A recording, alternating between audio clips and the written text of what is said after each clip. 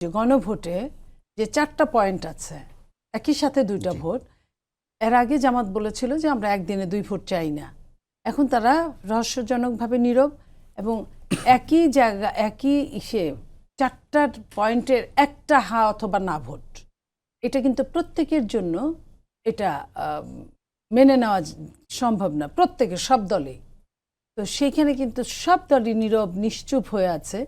এই জিনিসগুলো কিন্তু অনেকের কাছে ব্যাকআপ্পা লাগছে, সাধারণ মানুষের সরকারও কাছে। প্রচারণা চালাবে বলে এখন পর্যন্ত গণভোট নিয়ে সেভাবে প্রচারণা শুরু কোনো করেনি। প্রচারণা শুরু করেনি। তো সেইখানে আপনি দেখেন এনসিপি গণভোটে সিগনেচারই করেনি, পক্ষে কথা বলছে।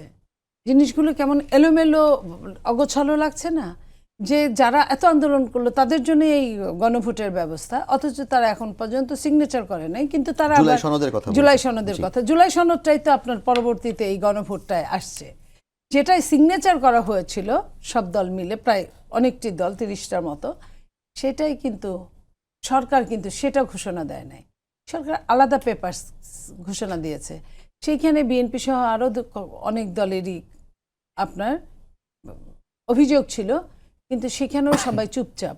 এই এত নীরবতা, এত রকম রহস্য, এগুলো সব কিছু মিলে আমার কাছে কিন্তু বহু বছর নির্বাচন দেখেছি, পাশে থেকে নির্বাচনের কাজ করেছি।